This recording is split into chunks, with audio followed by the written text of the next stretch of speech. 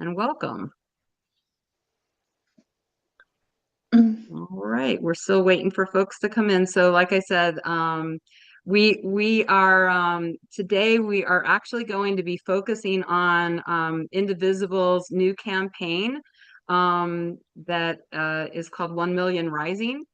And so for those of you who have seen or participated in those Zoom calls on 1 Million Rising, if you could note that.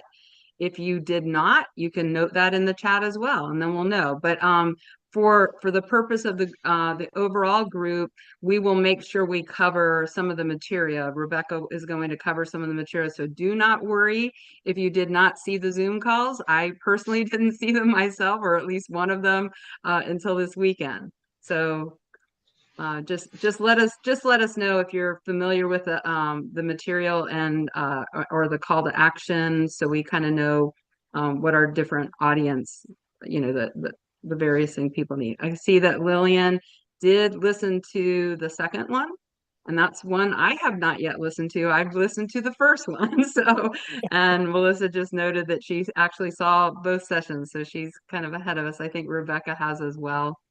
Um, Again, welcome everybody. So what we're doing now as people are joining the call is just putting your name in the chat, where you're from. If you participated in either of the Zoom calls with Indivisible National on 1 Million Rising, just let us know if you saw the first and second one. Let's see. And if there's anything that you did for yourself in terms of self-care, I know for me, I started taking my dog Olivia for walks at night, and I listen to podcasts that I never have time to listen to during the day. And so we're accomplishing two things at one time, which is good for my pup because she doesn't get many walks, and so now it's part of our routine.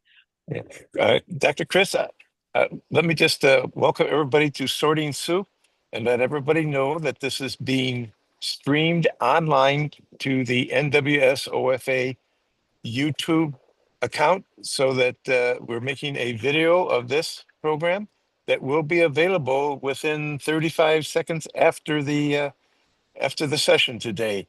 And we'll be sending out notices of how you can make a direct link to it, or you can just go up to the NWSOFA.org website and click on the YouTube account. And once you're in that, click on the live portion, and you'll see about 14 or 15 of our last 2 weeks live sessions. Okay, back to you, Dr. Chris. All right. So, Rebecca, are you doing the slides? Are we ready to move to the next slide? So, yeah, welcome everybody. My name is Chris Weldy. I'm filling in Cecilia. One of our infamous leader is on vacation this week. But Melissa, Rebecca, Adrian, and I are all here. For those of you who just joined us, and I see we still have some folks coming in. What we are going to be doing today is talking a little bit about Indivisible National's new campaign called 1 Million Rising. They have actually had two Zoom calls recently. I think the first one was the last week of July. And one shortly thereafter. And they're getting ready to get to the third one. But like I said, we will talk about that. So just those are introductions. Adrian will be working on with us just in terms of the vibe check and chat, and Rebecca will be providing an overview. So certainly beyond role of timekeeper and tech support, she'll actually be facilitating this call and giving you an overview of the 1 Million Rising campaign. Yeah, I'll have to time keep myself today. So. That's right. Okie dokie. All right, great. Thank you so much. So I do see that there are a couple of first timers today. So for all of you, welcome. I love to see the new faces. So what you've shown up for today is sorting soup, and this group it kind of has a twofold purpose. So on the one hand, we spend time emotionally and analytically processing the events of the day, current things that are happening in our movement, and then on the other hand, we really try and gather insights and translate that into action items. And we do that through group brainstorming together. So if you're looking for sort of ideas coming at you, like it's more collaborative than that. So we will all be participating today, and hopefully everybody feels comfortable and engaged as we go. This group started in Coffee and Conversations after hours. If you're not familiar, Coffee and Conversations starts at 9 a.m. Central every weekday. And officially, it only goes an hour, but unofficially, it continues quite a long time past that. And we shout out Debbie Rudy and the other facilitators for making that possible. But in that Coffee and Conversations after hours, it revealed that a need that people needed actually more time to dig deep into certain issues, both emotionally and in terms of coming up with action items. So here we are, and we meet every week at 4 o'clock on Tuesdays and Thursdays. And as Chris mentioned, we normally have our lead facilitator as Cecilia, but she is taking some much needed vacation time. So just in terms of orienting us to group norms, when we get to the part around group discussion, in order to get yourself in line to offer a contribution, you will raise your digital hand. In order to do that, you will see in your Zoom menu, there's an icon that looks like a heart. You'll click that. It says react on it. So the heart react button, and then within that menu, you will have a raise hand option. So click the heart, raise hand, and that will get you in line to offer your contributions. And we ask that people keep those contributions to around 2 minutes. I know I'm taking well over 2 minutes, but that is my right, and I have the power. Just kidding. So as you are sharing thoughts or ideas, make sure that your comments are civil, constructive, ideally solutions oriented if possible. And occasionally things do get a little heated or heavy. So if you find yourself needing to take a break, absolutely feel free to do that. Step away, do some deep breathing. We all have to do what we have to do. So that is sorting soup in a nutshell. And the plan for the day, I have this labeled as discussion. We're gonna be a little loose with the plan today. Overall, what we're gonna do is we're gonna start with a quick version of what some of you might have heard at 1 Million Rising, which Chris mentioned is the Indivisible national program that is starting to get us more oriented toward action at our individual level. And we'll go through that material first. I plan to take 10 to 20 minutes reviewing that, and then we can have a discussion around, what kind of reactions do you have to that? How are you feeling as we enter this next phase of the movement? And then that's when we will start brainstorming together about how we can start individually making some action plans. and we'll have some prompts for you guys to respond to when we get there. So that is the plan for the day.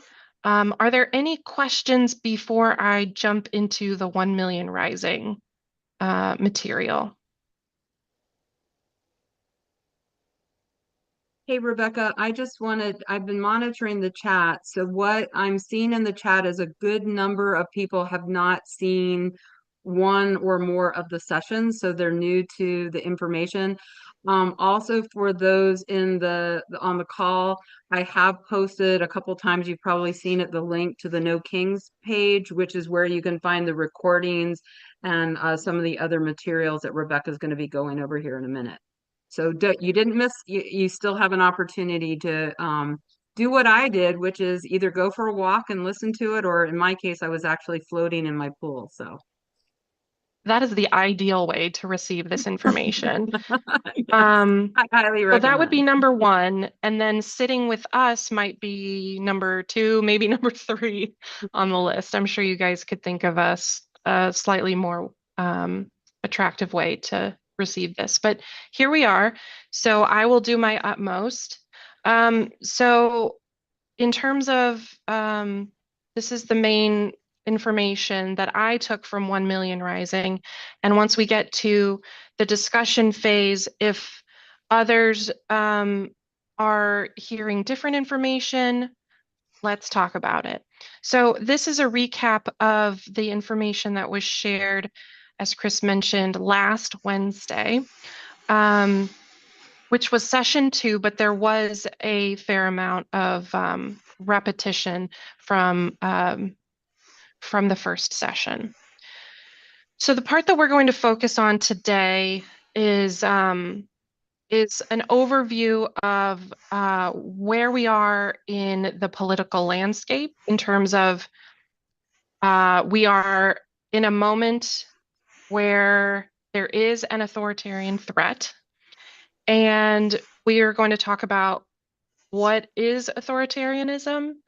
And then Indivisible introduced a framework that speaks to how power is supported in society. And they use language called pillars, so elements of support that hold up power. And we're also going to introduce the idea of mass defiance and non-cooperation as ways to make those pillars crumble.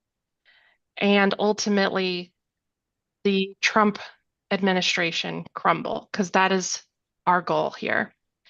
So I'm just going to add something there about the pillars are also the pillars of democracy, and the way they're undermined, they become pillars for authoritarianism.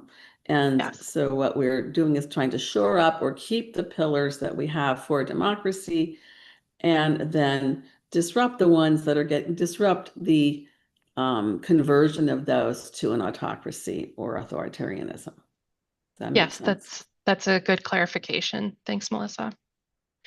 And ultimately, after we introduce some of these concepts, we will brainstorm ways that we as individuals can spread these ideas and put them into practice for ourselves individually. Okay, so authoritarians, you guys are here, so you probably know at least some concept of what that means. Ultimately, it's Trump abusing his power in various ways. This is what authoritarians have historically done. And you can kind of see some of the examples. So federal law enforcement overreach. We are seeing that, unfortunately, on an everyday basis with ICE attacking immigrants and hiding their faces, deploying the military domestically, as I believe it was the Marines that were posted in California during those mass protests, giving license to law breaking. It feels like every time we turn around, Trump is pardoning someone new that should be facing the consequences through our legal system.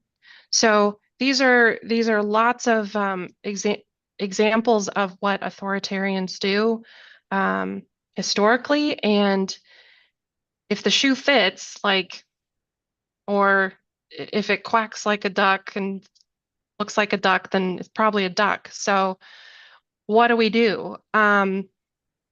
Well, any authoritarian regime or any elements of power is supported through these various pillars in our society. So you can see them listed here: business, labor, faith, education, the civil service, military, police. This is not all encompassing. Like, the judiciary is another major one that's not on here, but there's tons of them. Labor's on here, so that would incorporate unions. So we all have a role to play, because ultimately we all touch at least one of these pillars. And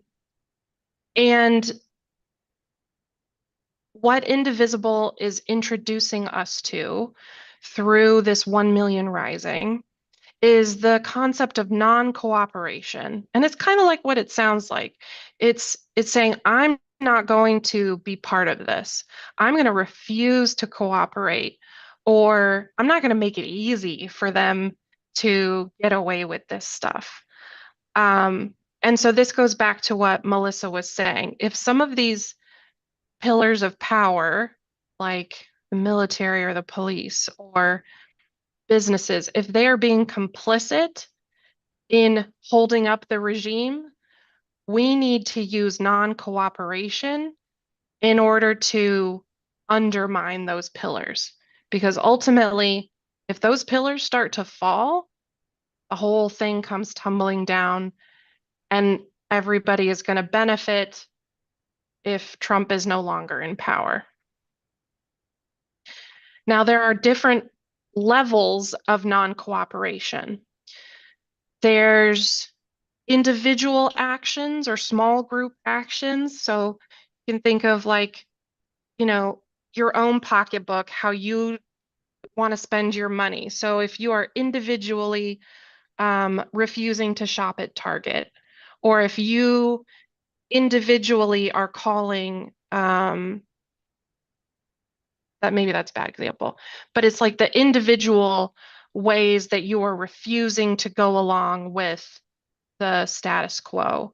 So that's kind of, I would say, largely where we are now. But then there's also collective non-cooperation. So that's bigger groups of people who are coming together and coalescing their power together. And then there's mass non-cooperation. And that's what it sounds like, is when, like, big groups of society decide, we are not going along with this. We are standing up, and we are going to put an end to abuses of power.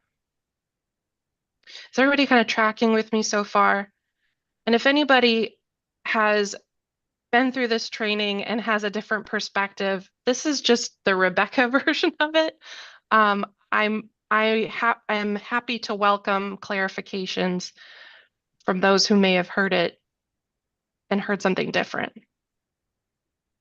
Hey, Rebecca, I was just going to add, so like with the collective non-cooperation, you've seen some examples of these. Remember when the Naval Academy, they were doing some book banning, and some alumni got together, and I don't know, there might have been, 50 or 60 people that got together and said, this is not okay. And their intention was to put pressure on the administration. So that would be an example. So we, of collective non-cooperation. And we've seen that where groups of, entities have gotten together to push back and say, no, this is not okay.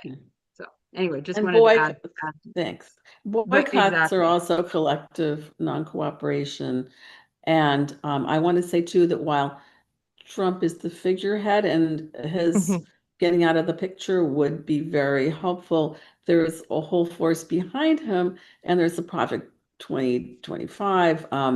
There are people around him who also engage in this authoritarianism and the authoritarian government and support it. And we hear from them from time to time as well, and they support his continuing in that role. So that's another thing we can think about targeting.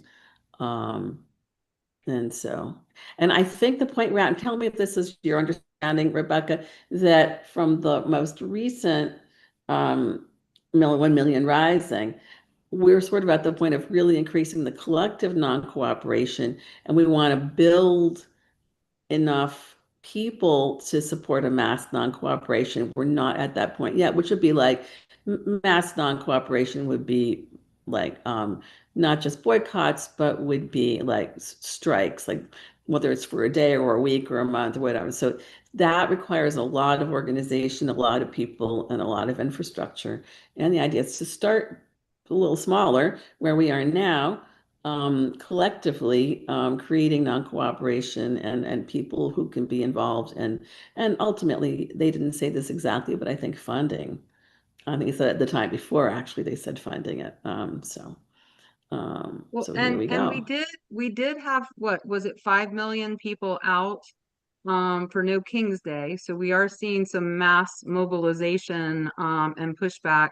And but as we are reminded by Ezra and Leah, we're looking for sustained levels and achieving that 3.5% of the population over a period of time. So exactly what Melissa said, we're moving to, build the muscle, increase the movement, add people to the movement, and Rebecca will be talking about that in a minute.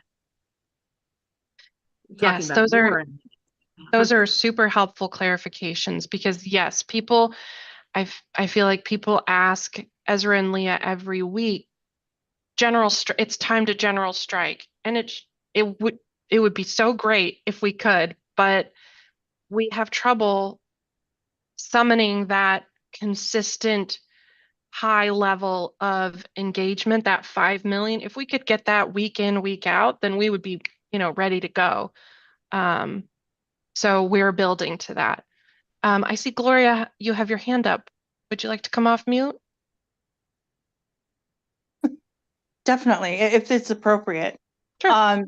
I was thinking, along the lines of, in dealing with, I look at, obviously it is, the authoritarianism, but it definitely is along the lines of a cult.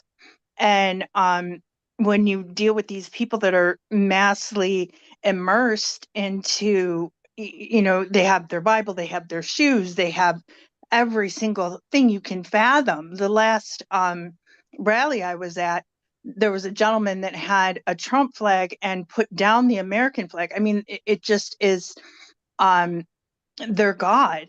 So to approach different conversations and breach getting some of those people along the same lines. I understand that the protests are something big, but with social media and with a younger generation that are constantly on their phones, it also has to be a shift, in my opinion, in getting that information out and informing them of the reality of what's going on with sources, because everybody demands that, even though that administration doesn't abide by anything like that as well.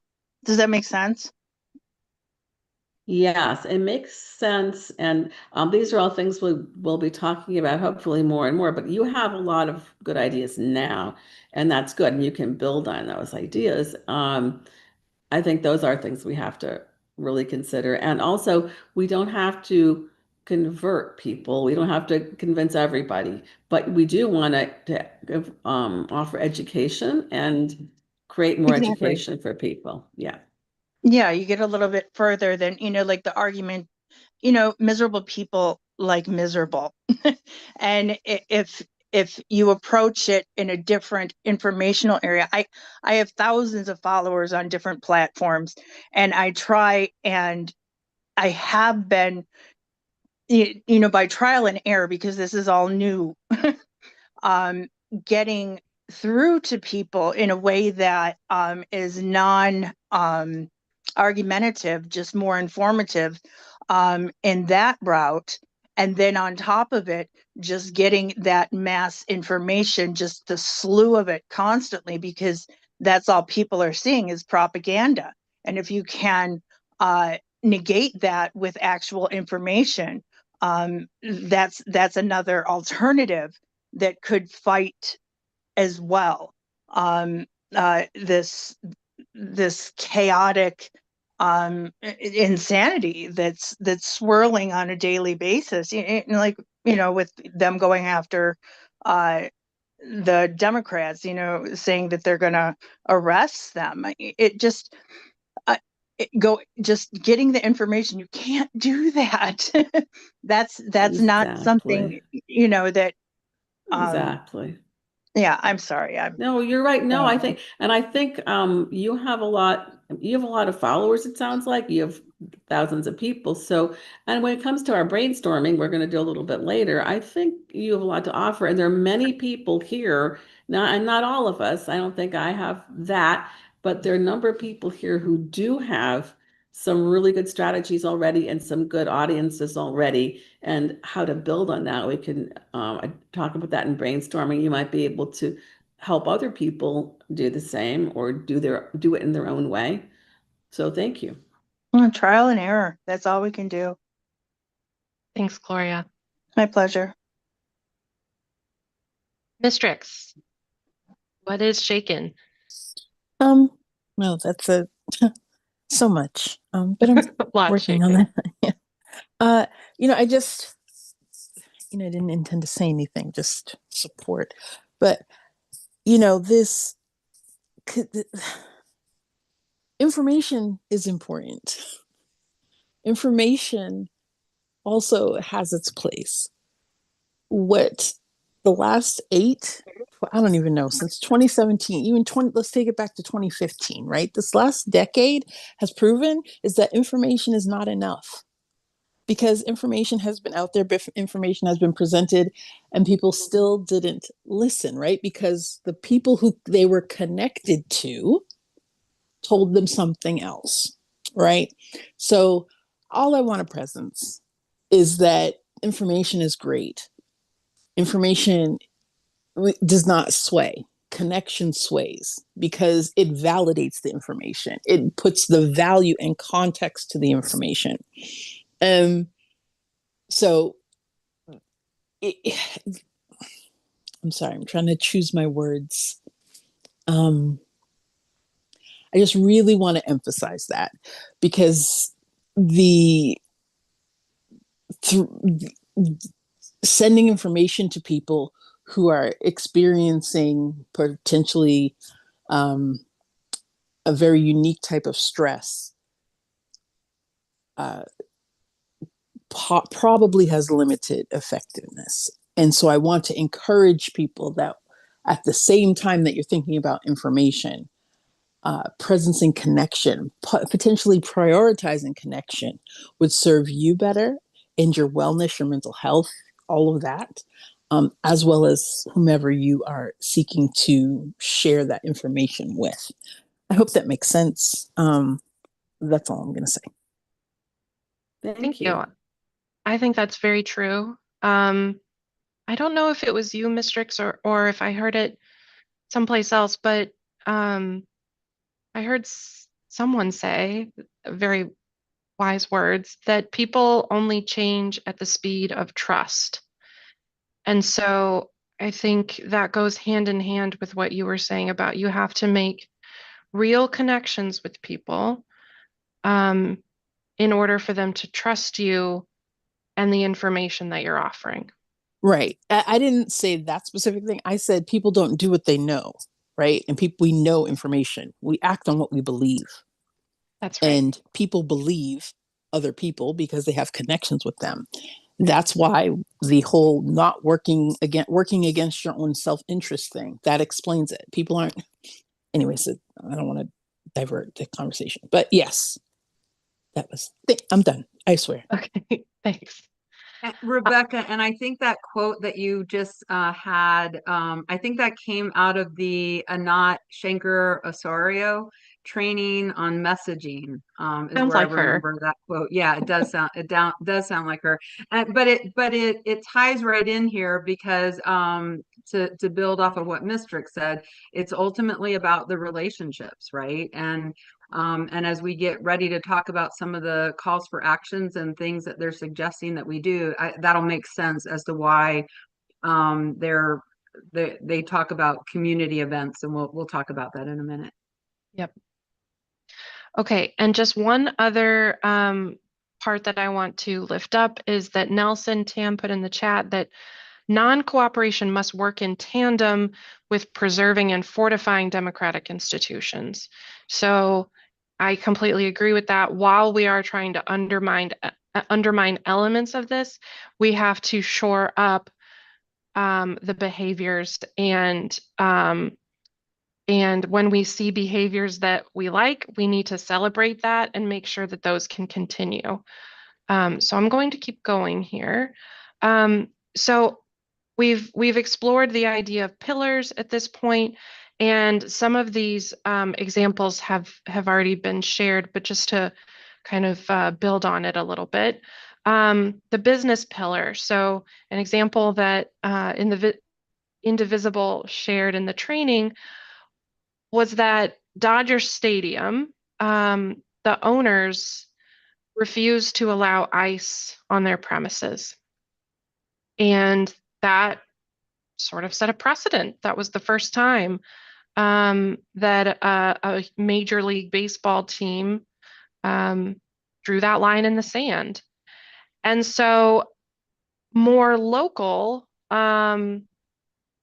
options that we could put into action at an individual level would be if we're walking around in our neighborhoods and we have relationships with local businesses that we frequent every so often, you could ask them if they wanted to put up a no ice sign in their window. So it's like a small scale version of that. But if everybody's doing it, then it becomes a version of mass non-cooperation.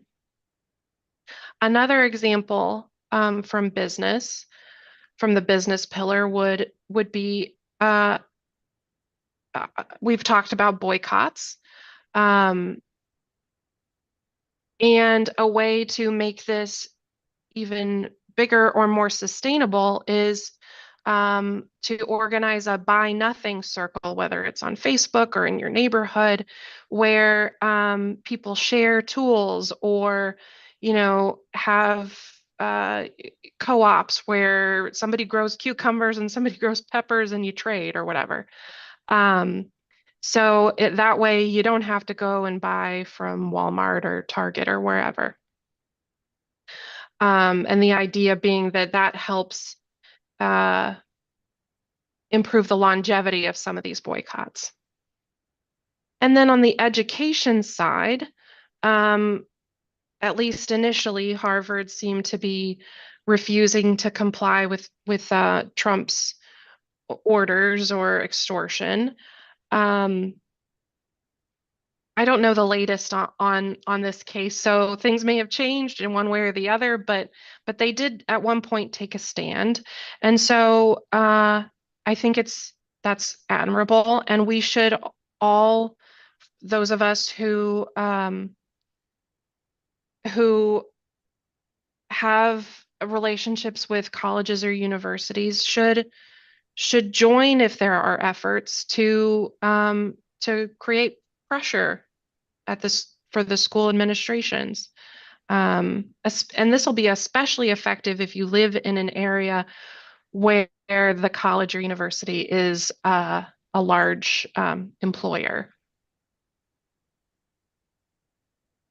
Okay, so Rebecca, I have my hand up. Oh, I see. Okay, Bruce. Yes. Sorry. Just on the question about Harvard, there had been speculation that they were looking at a $500 million settlement with Trump. However, the president of Harvard came out and said, no, that's not true. And he was not looking to settle with them at this time. Excellent. So we can thank you for that update, Bruce. I wasn't aware of that, and I was afraid that it would be bad news. I didn't want to hear it. I posted an article on that in Coffee and Conversation either yesterday or today. Okay. I think I probably missed that, but thank you for the update. Okay, so that was, in a nutshell, the overview on authoritarianism and non-cooperation. So I tried to boil it down to the elements, the core elements. So in terms of calls to action, what Indivisible is asking us to go do is kind of twofold. One is, let's think about the ways that we as individuals fit into the pillars. And we'll get into this in a minute or in a couple of minutes when we start brainstorming, but we all fit in somewhere in this society, and we all touch some aspect of society. So start the wheels turning. How can we be involved in this non-cooperation? Get very small or at a grand scale. So we'll talk about that. The second call to action was, so zooming out for a second, this series is called 1 Million Rising. In order to reach 1 million people, Indivisible cannot have 1 million people on a Zoom. Zoom crashes at 20,000 people. We have learned. What it's going to take is for Indivisible to train people, and then people turn around and train more people. So kind of like a network type situation. And so what they're recommending is, as folks have said, including Mistrix, people are most likely to receive information they trust from people that they know well. And so they recommend having house parties. So just having a very informal, friendly, convivial setting where you can share a lot of this information and have hors d'oeuvres, have beverages, whatever is likely to make the meeting open and is likely to get those creative juices going. So I know that for myself, hosting a what do they call it? A gathering, a home gathering like this, I don't entertain. I don't have like a 12-seat dinner table. I don't have matching china or whatever. And it doesn't have to be that, is ultimately what Indivisible's response is. They have a host toolkit on their website, and it basically gives you a script of things to cover, and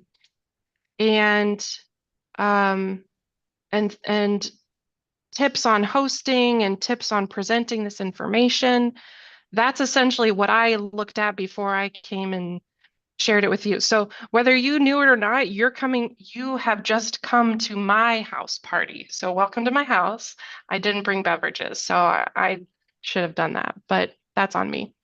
So that's the second call to action. Please go have your own house parties and share this so that you can be part of the 1 million.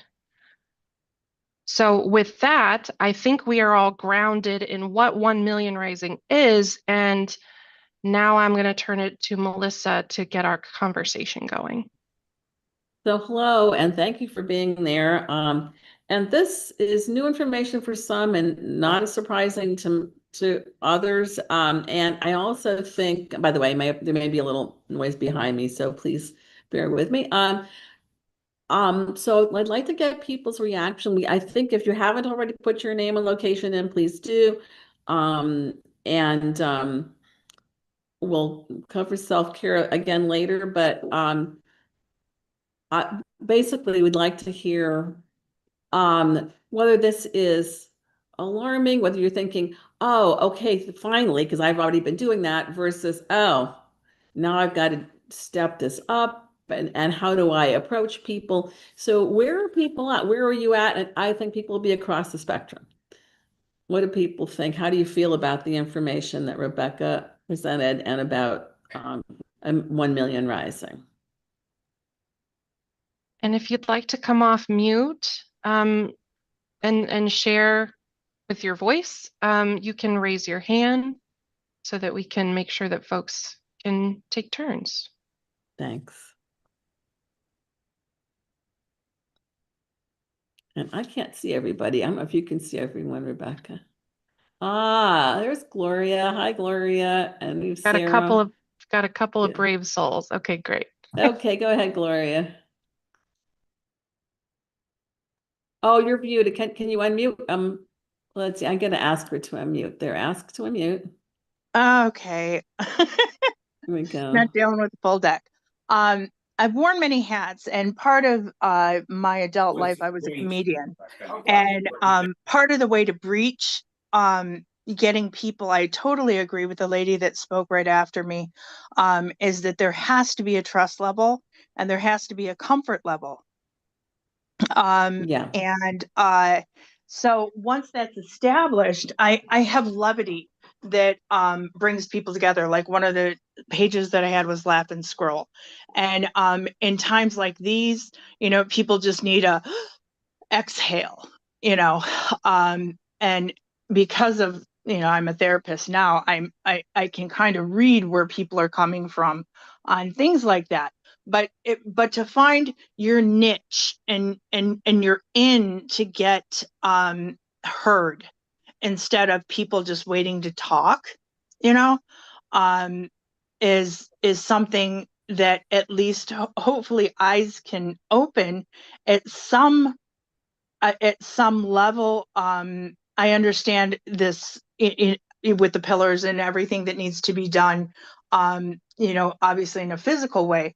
But it's so much propaganda on the news, and everything that we're seeing right now isn't what's actually happening. So to do your due diligence and get that out there, and inundate it.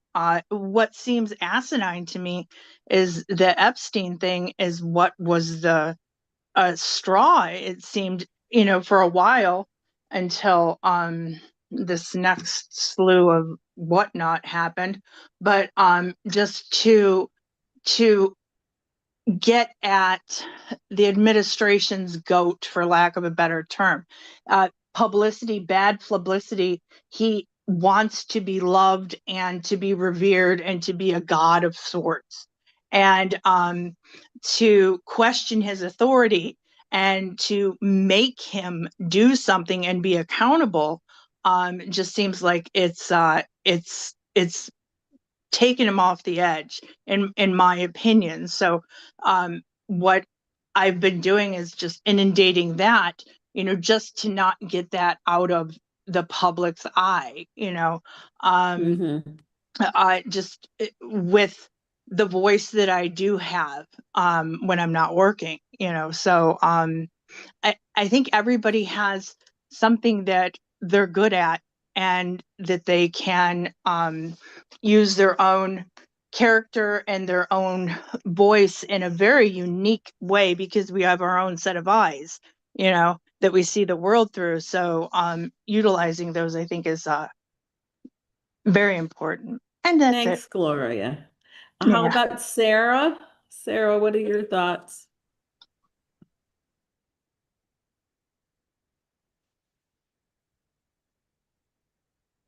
Okay, thank you. Hey, yes, so I am not brave to any new people here. I'm not brave. So that's why I joined these groups. And one thing that has been coming to mind lately is if you're looking for something and you're not finding it, maybe you'll have to create it yourself.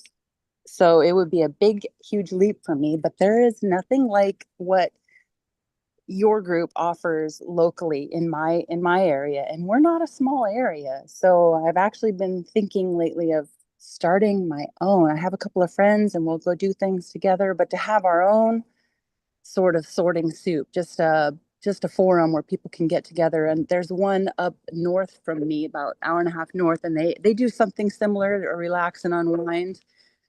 They don't post it online. It's not recorded for the whole world to see, which I kind of like the privacy of it. So yeah, I mean that's just kind of what comes to mind. Is that if you see a need, maybe you should be the one to fill it. If you don't see anything else. We talk about self-care. One of the things I like is animal rescue, and I've kind of pulled away from it since January, and I'm getting back into it, and I see a need there for something. And the manager told me, she's like, no, we don't have anybody that does that. And I'm like, oh, okay, there's another one, you know. Anyway, it's I like that. It sounds like being yourself, like do the things that make you feel strong, and then reach out that step that, like, if no one else is doing this and I like this, let me do it. yeah.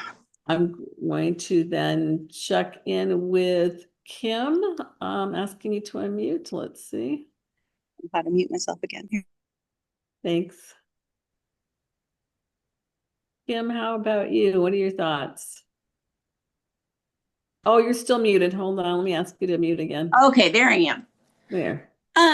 Well, I went to both of the sessions with Indivisible, and I was real pumped, but for some reason I have some hesitation to do the house party. And I thought, well, I am on my social justice group at church, and I thought I had seen a pop-up that came about writing postcards to people that may not be tuned in regarding, like, you're losing Medicare or losing Medicaid, different things that we've already lost through this big, beautiful bill, supposedly. Actually, the big bad bill. But I can't seem to find that link anywhere, because I mentioned to this group that maybe that was something we could do, is write some of these postcards, and then possibly after we talk about it, put it out as a parish kind of thing that we could do one afternoon. So I guess I'm wondering if anybody knows of a postcard campaign that they could put the link out there for me. I've also just kind of mentioned this Indivisible thing to a couple friends of mine, because we do get together periodically and talk amongst ourselves about all of our grievances with what's going on right now and the fascism. I also saw that there was a veterans group that had an anti-fascist book club that you can get going. So I printed that off. I haven't gotten in depth with it yet, but I was wondering if that was something I could also maybe start at church as a book study, because, one of those pillars was faith, and it's, I'm Catholic, and the Pope has made some statements, and some of the bishops have signed on with other faiths in a letter. So it's not like our faith is not trying to get involved in this and steer things away from the Christian nationalism and back to our moral compass of being empathetic and taking care of the marginalized, and kindness, just those good works. So that's kind of where I'm at with it right now. I got all this stuff spinning in my head. I haven't really gotten into action yet, but the seeds are planted, I guess is what I'm trying to say. Right. It sounds like they are, and you should write all that down. You have a lot of really good ideas. I love the idea of a book group because it could be a book group on anything or a book group on topics related to all of this. And then you can sort of create action out of your book group. And also have the book group over, or if you don't like to have people over to your house, you can go to the library, you can meet at a coffee shop or a restaurant or something like that, and sort of create some sort of comfortable place for you and for other people. Right. And Something that I had seen was this veterans group. They actually have book recommendations that address the fascism. And I think they have like some conversation starters or, something there for the leader to use to walk through the actual book study. So throw that out there. right. And sometimes it helps to interweave, like say a group could interweave with another book group or with your book group, or you could ask them how they're doing it and also let them know about Indivisible, and that creates that camaraderie and that connection. Okay, and Chris, you wanted to say something there? Oh, you just muted yourself. Okay, there you go. Okay, yeah, so I'm thinking of what Kim said just about her church groups, her social justice group. Maybe another way to frame this instead of a house party, because I know even for me, just the thought of a house party, cleaning my house before the house party and getting set up for it. But how about just like a friend get together? Okay, might be another way of thinking about this. So a friend get together can happen at a coffee shop, it can happen at a library, it can happen at a postcard writing, we had a couple of my neighbors during the election, we got together and we were writing postcards. So the same way I had a group sitting around my kitchen table writing postcards, I could have had a group of 3 or 4 people sitting around and us talking about what Rebecca just kind of led us through. So I know earlier today I was talking to Bruce about this, just even, he's a wealth of information. Every morning he has us over to Bruce's house through the internet, right? And we get all these updates from Bruce's perspective. So it could just be those kinds of conversations. So this doesn't have to be intimidating. The main idea is that we're having conversations with people and saying, are you noticing this is happening? Are you worried about this? I was at a session yesterday on doing house parties, but interestingly enough, one of the things that the person who was facilitating it said, and again, it can happen wherever you want it to happen, not necessarily at your house, is she asked people to share their stories during this session. So even having those conversations about how what's going on with this regime, how it's impacting them, and having those just personal connections with people and sharing, their worries, their concerns, etc. That's really what we're talking about, because the whole point is engagement. The whole point is developing, having people hear it from people they trust. Now, this is the other caveat I want to say. Do not worry about going over and converting MAGA world, okay? Because quite honestly, we do not need a single person to leave the MAGA movement, not a single one, because we have the numbers on the Dem side. We just did not show up during the last election. Literally millions of Dems or people with Dem values, okay, because they might be independents, did not show up for whatever reason at the last election. We lost this election by 250,000 votes in 3 swing states. Guys,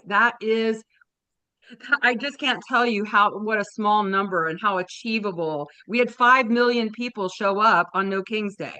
So my 2 nieces didn't vote, okay? Because of Palestine, and one she was dropped off the voter rolls again, just that's why we've got to make sure everybody is registered to vote. So don't worry about what's happening in this alternate reality that some people live to. You don't need to go after Trump loyalists. Go after your friends, go after your family, Go after people that are within the bubble that they're willing to listen. Okay. All right. Thank So you, Chris. How about Joe? Asked to unmute. Sorry, you had unmuted now. Yeah. Go ahead and unmute, Hi. Joe. Oh, I Joseph. just wanted to follow up with what Chris was saying and tie it into what Mistrix was saying. Mhm. Information is important, no doubt about it. And all of us have been involved in things like the mailing postcards to people, calling people in phone banks, giving them information. But what's really going to move people is that personal connection. That's what's going to make the difference. It's not, and this idea about just putting together a small group, 10 people that you are connected with, and have those 10 people reach out to 10 others that they are connected with. That's how we're going to get to the place where we will have developed a network of relationships that will be able to be turned into votes. So I wholeheartedly agree with Chris and with Mistrix. It's not about more information. People know exactly what Trump was going to do. They knew exactly what he was going to do. And they still voted for him anyway. So we have to make sure that we connect on a personal level with people, make sure that they and we establish the norms we want for our country. One of those norms being we don't put people in prisons with rats and no food and no sanitary facilities, even if they are undocumented. And we can share that better in person than we can in any other form. So, Thanks. Thank you, Joseph. How about Ori? Want to share your perspective or your reactions? Excuse me. Can you hear me? Yes. Okay, let me. I was concerned that all of what you've said is absolutely correct, but I think we cannot ignore the fact that we do not have any longer a federal Voting Rights Act. And what has happened in where my family roots are in Alabama, parts of the South, and quite frankly, next door in Wisconsin, is a lot of areas that were where they thought they were Democrats, and the voting was limited. They stopped early voting in parts of Alabama. They've closed polling places, voting places. In some areas, veterans even sending in late mail-in votes were not counted. So I agree with all of what we're talking about, but we have to include in it the understanding, and that's why, the Trouble Day voting rights, John Lewis Voting Rights Day is so essential, because we cannot assume that of that however many people that didn't vote, 200,000, that they really didn't vote. Some of them, I know my relatives said they know their votes weren't counted, because when they came in Alabama, when they went to the polls, there was a guy with a MAGA Klan outfit on and said N-word. I don't know why you here, because it ain't gonna matter. And they literally saw them, and the so-called Alabama media was there as the Klan literally, just stood there and, told them, so what, vote, it ain't gonna matter. So I think part of, particularly for younger people who experience some of this negativity, that when we have our groups, that we help them understand that this is not one place, that we are a state, we are a country of republics, where each state has its own governance, and that's why JB and you see the Democrats, God bless them, coming from Texas here and other places. That is an example of what has to happen in order for people to understand there are structural issues, gerrymandering and all the other things that have suppressed voting rights, that we have to address. At the same time, we talk about motivating people to go to the polls. They need to be motivated to go to the polls to have those votes counted. Thank you. These are very good points, and I agree with you. And I did not know that part about Alabama, but I'm not surprised there's suppression, and I know there's more suppression now.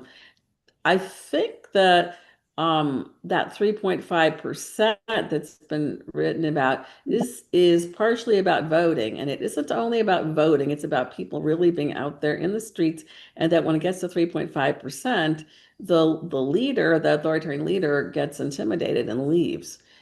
So I hope that voting gets restored. That's very important. That would be the most straightforward way if we can actually get the voting, even with some of the suppression that's happening, overwhelm the 2026 election, the midterms, but we can't be sure of that. I think we have to pay a lot of attention to restoring those, whatever we can do to restore those. So it's a good point. How about Mistrix? I gotta unmute, get you unmuted. You got me. You got me. Okay. Thank you. I just wanted to say one thing. And I absolutely agree with Miss Ari.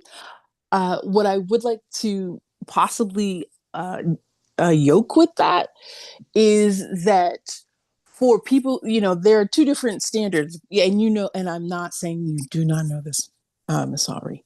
What I want to presence is that there's two different realities. And so people that look like what I'm going to presume your relatives look like, which is like you and like me, yes, there's definitely one experience.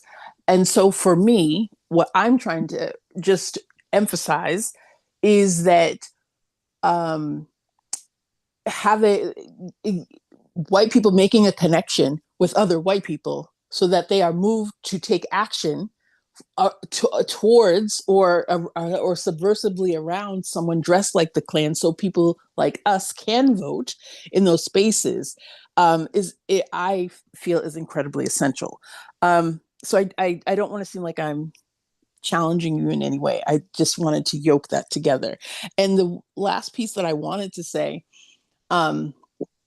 is that, and what I raised my hand for, is that there's oftentimes I hear in these spaces that, oh, we're doing it this way. We're going to do, there's this, I don't know if it's necessarily moral or whatever feeling towards people who either didn't vote or voted for what we have right now. At the same time, while trying to connect with them, I just would like to acknowledge that could be a challenge. And so what are we doing on this end of things to move us to a place where we can be respectful or whatever we need to be to make that connection? Because what I have been observing is just to be honest, it's similar to the other side because it's very judgmental. And there's a moral, some type of superiority, let me put it that way, that I've been observing in different groups in person and online. And I just, this country didn't just get here with this election. It took us all to get us here.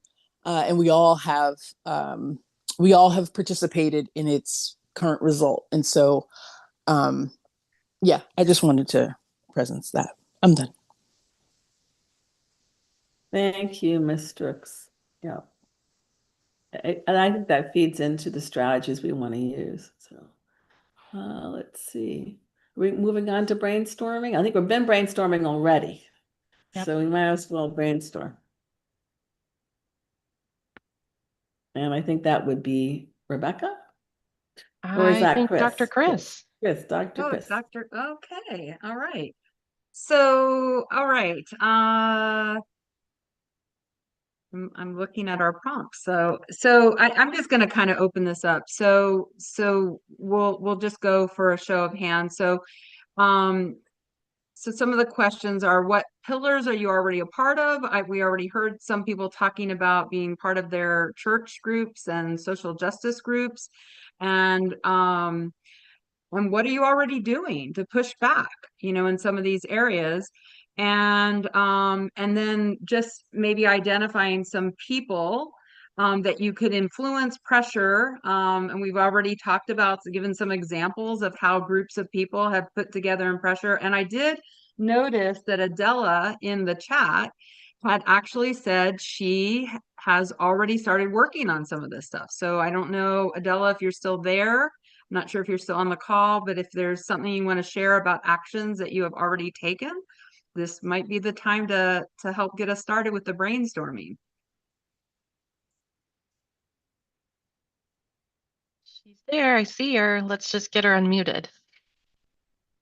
And I don't see her on my end, but Yeah. maybe that's because she's not talking yet. Okay. I'm here. Oh, Can you there. hear me Yeah. now? Yes. Well, it kind of happened in a interesting way. I have some different friends from different circles that each of us, when we get together, we have been saying, we want to know, we really want to do something. We don't want to just talk about it. We want to do something about it. What are we going to do? And so I thought I saw a notice for Indivisible meeting at a local restaurant. And I said, let's all go here.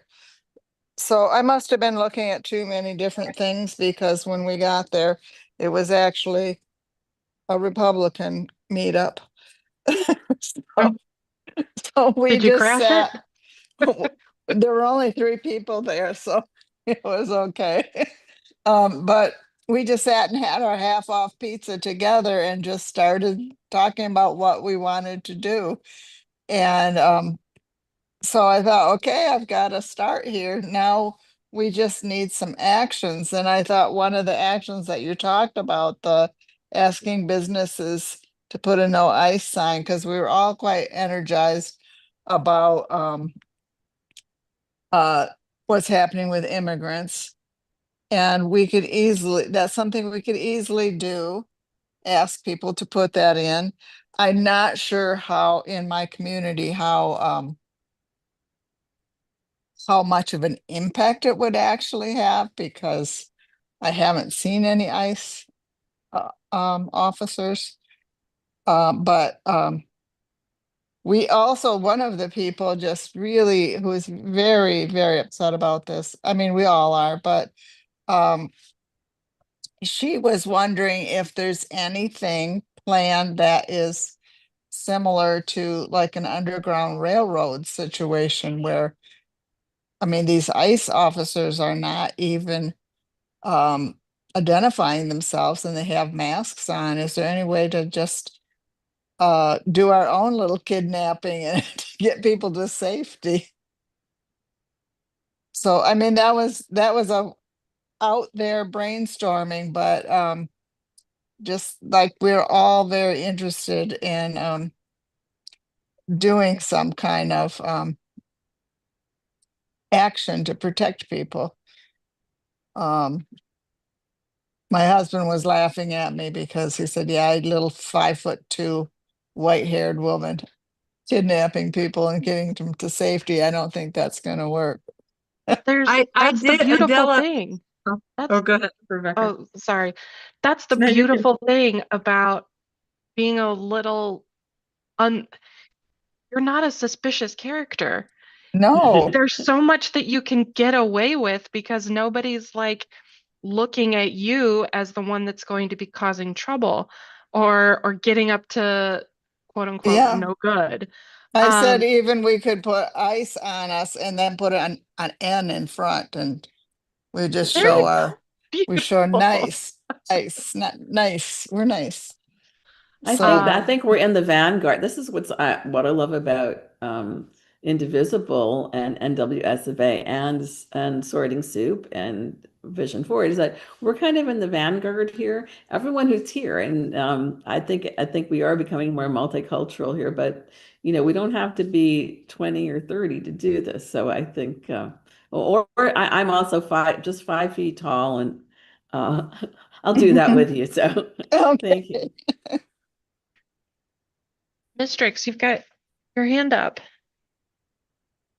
Yeah, I was speaking with someone who a psychologist friend. I shared this with someone earlier. Well, we've been talking about it. And for the more mature women who are taking action against ICE, there's this there seems to be teams of people going out and saying things, right, and recording them, and there's a lot of yelling. And like I said, I was speaking with a psychologist, and they had been looking back and reflecting on the SS soldiers after the war, right? And like the suicide rates and all of these effects. And then at the same time, I was researching, realized, and this isn't a secret, the morale is low at ICE, right? And so now we're both Black, so this is just conjecture. However, just we were pondering, what would it be like if amidst all that yelling, they have faces that look like their elders saying, this isn't going to last. None of this works, right? But just speaking to them in a grandmotherly, motherly tone, remind this isn't going to last. What are you going to do after this? That type of conversation, not necessarily for the moment, but to really imprint on them takeaways, because they're not going to take away the yelling, right? But if someone is looking them in the face that looks like them, reminding them, hey, this never lasted. The Confederacy didn't last. The Nazi didn't last. Even Jim Crow didn't last, right? What are you going to do after? That type of effort, we were just just throwing it out there since this is brainstorming, and obviously from a safe space. And as you said, you're not going to be a target, right? You're the least likely person to be targeted, especially if you're speaking in a different tone, if you are different than all of the other going on around you. It's almost like you lock into what's different, right? You listen more to what's different. And so just sharing that, what we were pondering with. I love it. I totally agree. And it never occurred to me to not yell. Rebecca, yes, go ahead. Hi, everyone. I'm new. This is my first meeting. I actually just hit a really strange place of rage last night because I really wanted to actually thank Mistrix for what she said the last time her hand was up. And I feel like I'm becoming that person that I don't want to see on the other side because I'm so angry that people who look like me, people in my circles, they may not be happy, but no one will even really talk about it. And it's making me so frustrated. And so I share a lot of things on Facebook, and, all my friends will give a thumbs up when I post pictures of flowers at the farmer's market, but when something really outrageous happens politically, they can't even muster like a thumbs up. And it's just been getting so frustrating. So I actually was complaining to my boyfriend, and I think that a lot, white men need to do more and like talk to his friends, at least who we know voted for Trump. And he sent me this link. But so here I am, and I'm really encouraged by everyone here, and I really do need to dig and be the person again, not really get angry that people aren't doing anything, because really, I'm not really doing anything either. My little ways to reject is I have a lot of pride flags in my yard, and I just want at least people to understand that I'm a safe place for that, because I think that's a good symbol of, they can figure out who I am with that. My mom in California has never, ever, ever cared about politics at all. And this just completely outraged her after the election. So she and some friends, her little things that she does, and maybe others would want to do it, is every Wednesday she goes to a location. She's in Southern California, and they even bought signs and they go out and protest. And there's a small group, and they go to brunch afterwards and have a cocktail, and they've made some fun of it. And they've had more and more people want to join them, which is kind of nice. Now she is retired. She also has purchased so many shirts with, like, sayings that basically she feels like it brings people to her. Like, if they have a question or if they agree with her, they can approach her. And I think that's kind of a good idea too. But I was actually at the Cubs game over the weekend, one of them, and I used a bathroom at one of the restaurants, and there was a little sticker in the bathroom in the stall that said something, like, instead of thoughts and prayers, like action and whatever. And I don't know. I don't know if that stuff works for other people, but it's just the things that make me think. Like maybe the postcard thing is, I feel like I've just been yelling about it and now I'm just getting mad, you know? And so I really need to pull it back, rein myself back in. So any of these suggestions are really helpful for me. I love the sticker issue, the sticker idea. Um, that's that's something that I'm very interested in as well. I went to we have this group in DuPage called Immigrant Solidarity DuPage, and it's here in Wheaton, and they have all of the Know Your Rights cards. Like there's a guy and he prints them by the thousands, and so they were like, here, take these. And then as we're out in the community, you can just leave a couple in like a bathroom and there were these big bumper sticker sized no ice stickers. And they were telling us, make sure that nobody's around, but you could put these on the back of stop signs or front of stop signs so that people can see them in traffic or like in bathrooms or just so I think visibility is not nothing. And I think the pride flags is also part of that. So I think it may feel like not enough, but all of our not enough has to add up. At least I hope it does. Melissa, you're next. I think that's the idea of soup. It's sort of like stone soup, right? Maybe not any one person's isn't enough, but all together, it can tip that balance. I just want to say, I think it's not that we couldn't be targeted. I think we're much less likely to be targeted, especially right now. So, so if we're not targeted, can you take advantage of that? And if we are targeted, we want to have the supports around us. So everyone says, don't do this alone. So do it with other people and have your supports in place. But I think we have to do this as ourselves too. Like you're doing it like someone the other, oh, I think it was, right? I didn't write her name down. Sorry. Gloria, I think said levity, or one of the people said she uses levity because that's what she does. I think Mystic's idea of being if you're that older person talking to a younger person, you might as well be that older person talking to a younger person. And however you would normally do that, if you're normally like, hey, you shouldn't do that, little boy, or if you feel like you're a kindly grandmotherly type person, then do that, be you. And this is what's going to push us forward. Because if we have to take on something that isn't us, we're going to get tired and exhausted versus energized. That's it. Thanks, Melissa. Sarah, you're up. Sorry, it always takes me a second to get my phone to come back alive to get the unmute.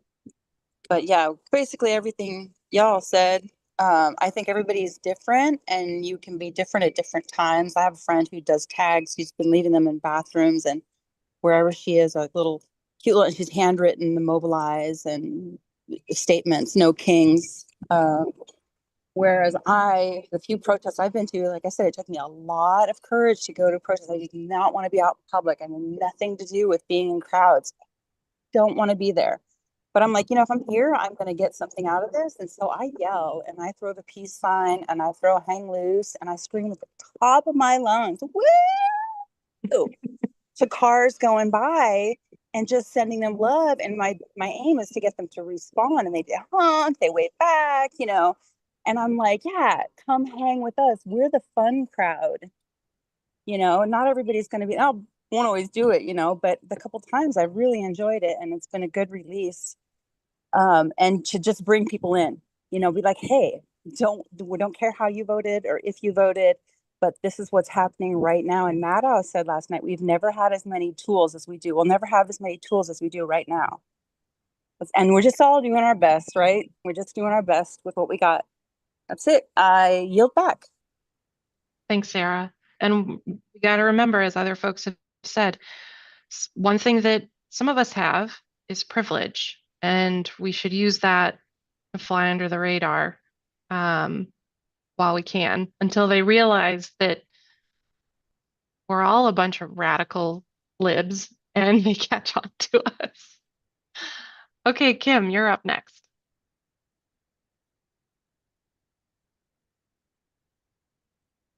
I gotta push a button. There you go. I just wanted to share a story. I've never protested before in my life until this summer.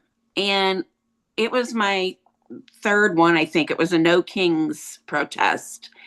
And as we're out there, a woman and ICE had started ramping up their kidnappings.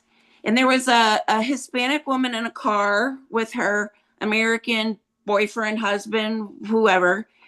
And she just had tears rolling down her cheeks that she was so moved that we were all out there protesting. And she made this heart sign to us all.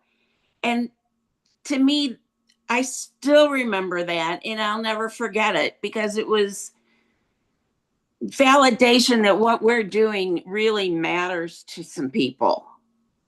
I know that the Republicans, there were a few Trump flag cars going down behind them and along the street, but I don't know, that just really meant a lot to me to make me feel like, this is really something worthwhile to do and to do it more. And I just wanted to share that.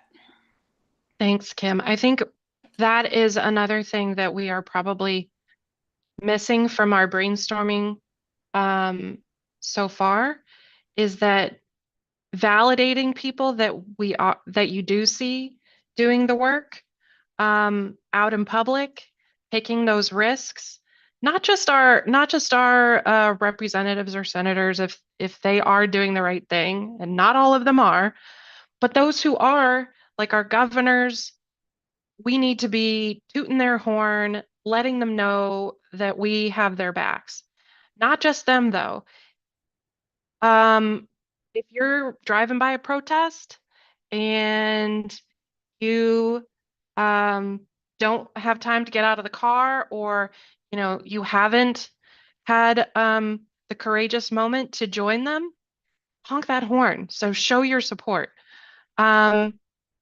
If you have friends or acquaintances that are doing this work, write them a note, write them an email, say, I see what you're up to and great job, keep it up. Because one thing that folks who are doing the work, they've been at it for like at least 9 months.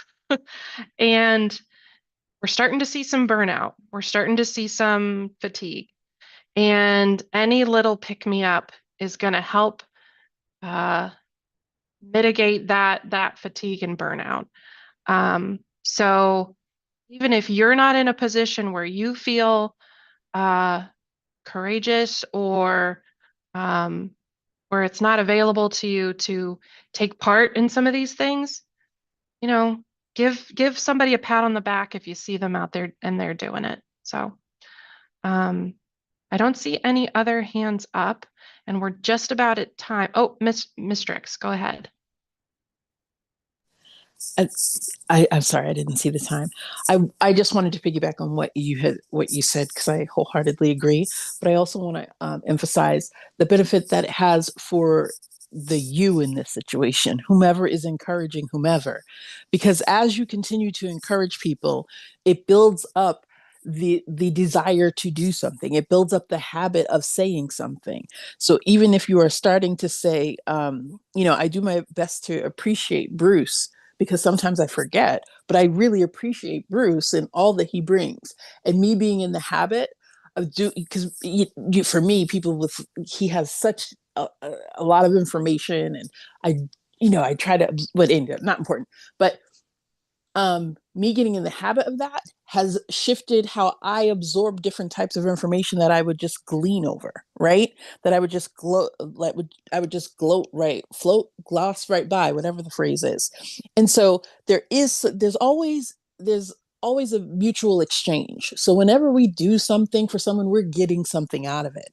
And what we receive from encouraging others is the encouragement also within ourselves, the habitual belief, we build the belief that we will be doing something, that not just that we are doing something, that it's important, and it will just continue to grow and give us the ability to see where we can do something. So for those who say they're frozen or don't do anything, I would just offer that as that you're not just encouraging them, you are building and preparing yourself to do whatever it is you're supposed to be doing. And I am done. I'm going to unplug this microphone. Thanks, Ms. Strix. Mr. Bill, go ahead. Oh, you're on mute.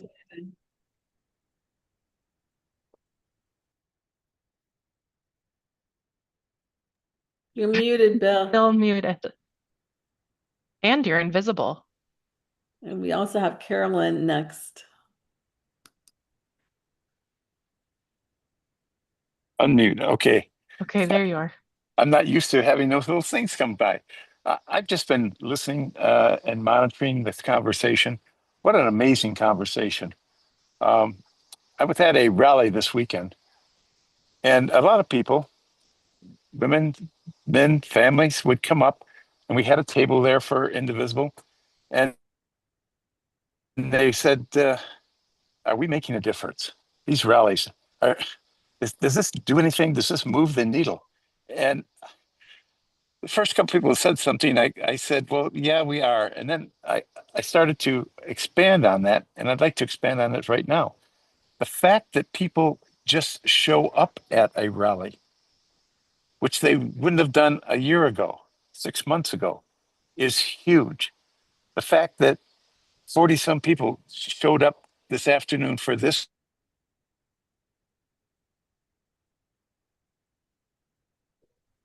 Uh-oh, he's freezing. Oh no, and I wanted to hear what he said had to say. Bill, you're frozen if in the event you can hear us. Okay, well, we'll come back to Bill, maybe. Carolyn, go ahead. So oh, he's back. I heard his, oh, I thought I heard his voice. So I just wanted to say, when you were doing the Gaza thing last week, I wasn't able to come to the second meeting, but I belong to this group. It's called Kumi Now, and Kumi means rise up. And they have actions every week that we can do for the Palestinians. Great. That's all So thank you for mentioning that. We did want to mention that on Thursday, we are going to do sort of a action. So we did a lot of emotional processing last week on Gaza and Trump's anti-homeless executive order. And so we're going to follow that up on Thursday with a little bit more of an action-oriented session on Gaza and the executive order. So if you're available on Thursday at 4 Central, we would love to have you come and help share some of that out to us, because I know people are thirsty for guidance in those areas. Okay. Great. Thank you so much. Yeah. I really appreciate that. Yeah. I don't know if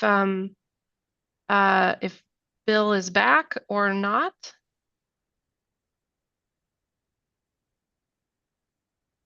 It appears maybe not. Yeah, I don't see him. Okay.